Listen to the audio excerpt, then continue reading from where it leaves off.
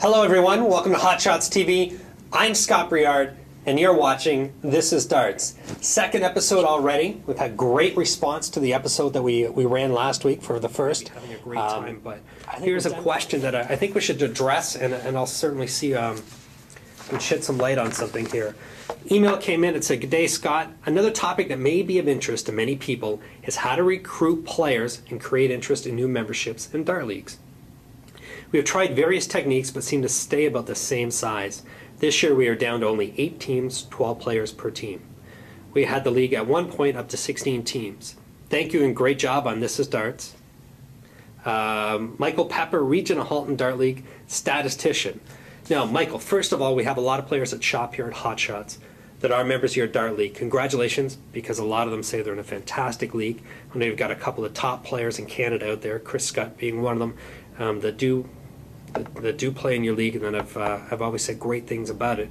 So you're doing a great job. But regarding membership in dart leagues, 4 reasons I'm going to go over here that I think our wide leagues are dwindling.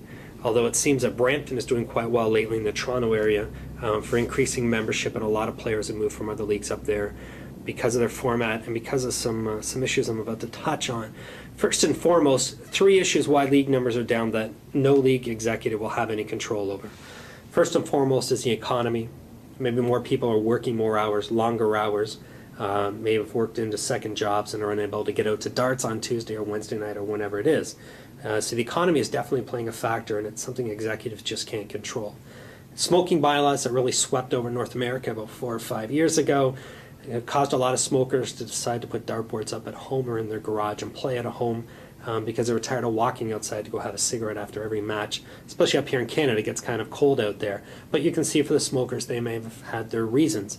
Third point, sheerly, is drinking and driving. Police have been cracking down more on those drinking and driving, maybe watching bars and pubs more for those leaving, which may cause some friction for dart players who may want to have 2 or 3 beers while they're playing, but may just be over the legal limit or such.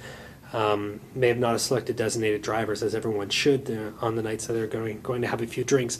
So those 3 reasons are out of the control of the executives. But the 4th reason, I'm really going to touch on this, the numbers may be down, may be due to the executive themselves.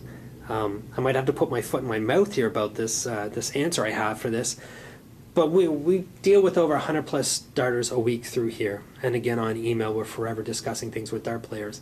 And their biggest frustration with leagues are the executives. The executives, it's a thankless job. Don't get me wrong if you're on an executive. You're volunteering your time, but it's quite a thankless job. But a lot of the people on executives play on top division teams, or they may captain top division teams, so they may be in the Super Division, A Division.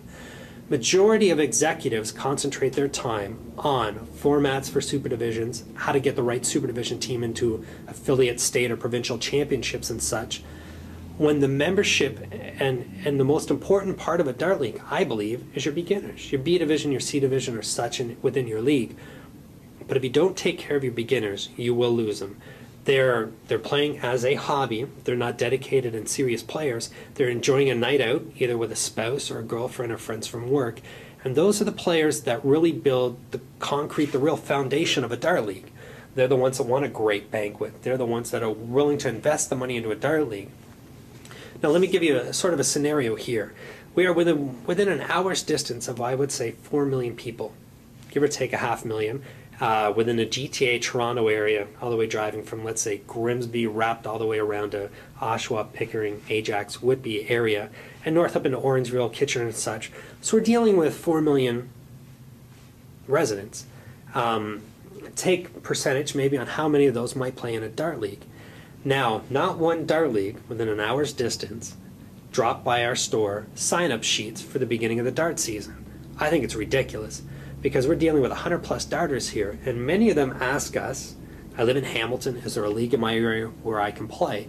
I'm from Pickering, drove out here for some dart supplies. Do you know where in Pickering I can join a league? Now, if none of the leagues know enough to drop off forms and flyers to your local dart store, something's wrong with the executive. Another thing, there's so many bars and such that have dartboards but no teams playing out of them. Executive, if you want to gain membership, executive need to get out prior to the dart season to every pub, Legion, Sports Bar, wherever 2 dartboards or more are located, and put up sign-up sheets.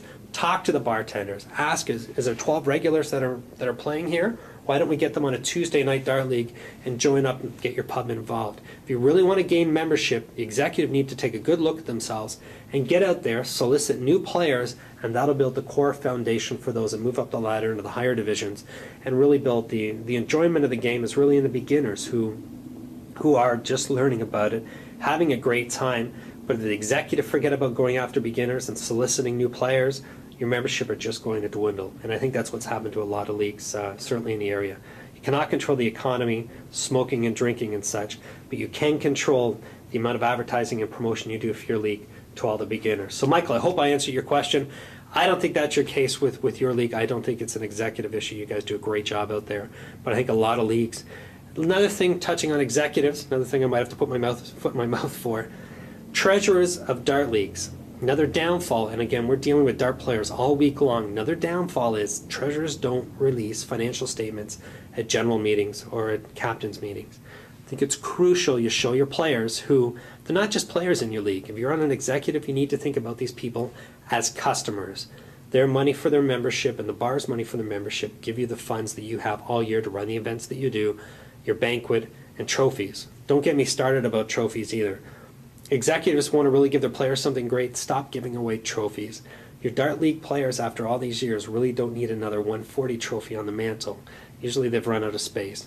When it comes to youth leagues, yes, I agree. Youth leagues, give the kids trophies. It builds confidence. It's a great thing for them to put up in their room. It definitely builds their overall morale about the game and about life. They won something and they have something to show for it. But for the adults out there, executives, stop giving away trophies. They're a waste of money. People do not need another trophy. Buy gift cards. Get the guys some Home Depot cards. Get the women some Bed Bath & Beyond gift cards. Imagine the ladies after leaving a banquet with $40 in gift cards from Bed Bath & Beyond. That's a prize they're going to remember. Anyway, so executives, get out there, motivate players, find new bars, change the banquet up a bit, give away some different prizes, and I think you'll notice that your league players will certainly grow over time.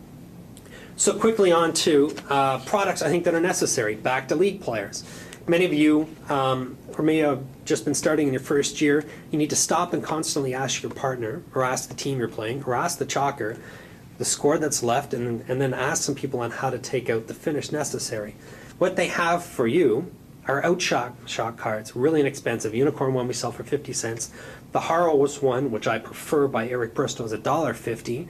Not sure why there's a dollar difference, but that's what we'd be charged wholesale-wise. The Eric Bristow outshot card is bang on. And it's something for you to keep in your pocket, so rather than stopping your momentum, thinking about relating it to, imagine being a Formula One driver and having to stop on the side of the road for directions, you're going to lose momentum. So dart players, if you got to stop with one dart in the board, try and figure out what's left and what you have to throw for, you can lose your momentum. So if you have one of these quickly in your pocket to look at, anywhere from 170 all the way down to 41, you'd be easily able to quickly calculate what's left and what to throw at. The more you practice these finishes, the more ability you'll have to take them out, certainly increase your play and such for the league. Now this is not only for beginners. We had John Part here for an event just a few weeks ago. John said he daily shoots, unless he's away on vacation lying on a beach somewhere, he daily shoots the out chart. And that way, in his mind, he's already calculated all the finishes, so he's fresh and ready when he walks into an event. He already knows what he's shooting. It's kind of like golf. You can practice your driver all day. Like darts, you can practice your triple 20 all day, but the game really comes down to golf, around the putting, around the green, you're chipping on and the amount of putts out. That's where the score is really calculated, not how far you can hit a driver. Same with darts. It's not the amount of 180s you can hit. Can you hit the double and can you finish quick? Anyway, out charts, real big thing from beginners right up to the pros. Anyway, episode 2. Hope you've enjoyed yourself. I have a great time as always filming these. We'll get this up online quick. Questions, comments, continue them. I'm having a great time answering them. Maybe yours will end up right on an episode. Anyway, everyone, thank you for your support. Thanks for watching. Have a great day.